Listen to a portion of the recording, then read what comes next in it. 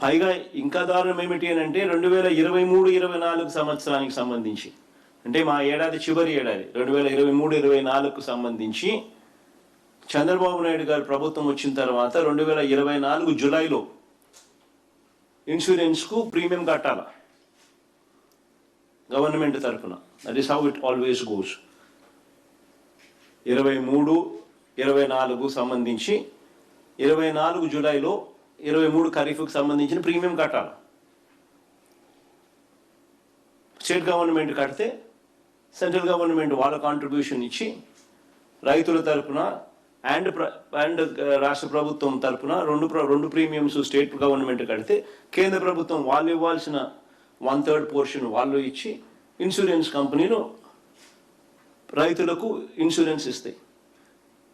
చంద్రబాబు నాయుడు గారు ప్రభుత్వం వచ్చిన తర్వాత జూలైలో కట్టాల్సింది కట్టకపోవడం వల్ల ఏకంగా రైతులకు 3,000 కోట్ల రూపాయలు నష్టం జరిగింది. ఈయన 1,800 కోట్లు 1,100 కోట్లు ఈయన కట్టుంటే రైతులకు 3,000 కోట్లు వచ్చిండు.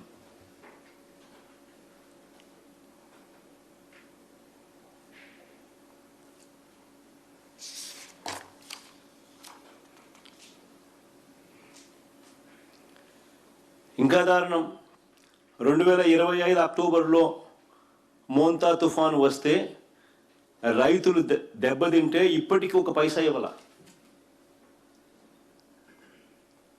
2025 అక్టోబర్లో మోంతా తుఫాను వస్తే రైతులకి ఇంతవరకు ఒక పైసా ఇవ్వాల. ఈ రకంగా ఉచిత పంటల బీమా నాశనం చేసినాడు. సీజన్ ముగిసేలోగానే ఇచ్చే ఇన్పుట్ సబ్సిడీని ఇవ్వకుండా ఆ పథకాన్ని నాశనం చేశాడు. ఈ క్రాప్ను నాశనం చేశాడు. రైతు భరోసా కేంద్రాలను నాశనం చేశాడు. అగ్రి ల్యాబ్స్ నిర్వీర్యం చేశాడు. ఈరోజు రాష్ట్రంలో ఏ పంటకు కూడా గిట్టుబాటు ధర లేని పరిస్థితి ఈరోజు తీసుకొచ్చిన చంద్రబాబు నాయుడు గారు గవర్నమెంట్లో. మా హయాంలో సీఎం యాప్ అని ఉండేది, continuous monitoring of agricultural price and procurement అని. ప్రతి ఆర్బీకే పరిధిలోనూ పోస్టులు డిస్ప్లే అయ్యేటివి, గిట్టుబాటు ధరలు ఇవి అని. ఆ ఆర్బీకే పరిధిలో ఆ గిట్టుబాటు ధరలు రాని పరిస్థితి ఎక్కడైనా ఉంది అని అంటే అగ్రికల్చరల్ అసిస్టెంట్ హూస్ అన్ అగ్రికల్చరల్ గ్రాడ్యుయేట్ వెంటనే ఆ సీఎం యాప్ ద్వారా అలారం మోగిచ్చేవాడు.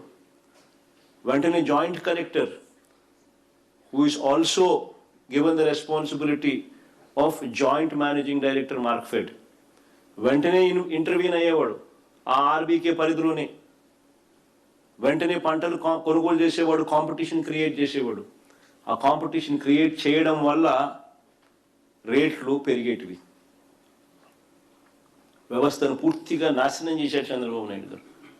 మా హయాంలో దాదాపుగా 5 సంవత్సరాలలో ఈ మాదిరిగా ఇంటర్వెన్షన్ వల్ల 7,800 కోట్లు మేము 5 ఏళ్లలో ఖర్చు పెట్టి రైతులను తోడుగా నిలబడ్డాం గిట్టుబాటు ధరలు ఇప్పించే విషయంగా.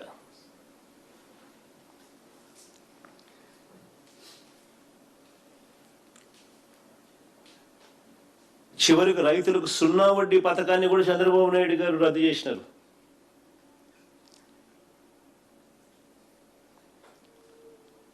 ఇంకా దారుణం ఏంటంటే రైతులకు పెట్టుబడి సహాయం కింద ఎన్నికలప్పుడు అన్న మాట పిఎం కిసాన్ కాక అన్నదాత సుఖీభవ అంటూ పేరు మార్చి ప్రతి సంవత్సరం 20,000 ఇస్తానని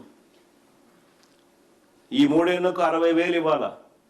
ఇచ్చింది కేవలం 19,000, 41,000 ఎగ్గొట్టాడు.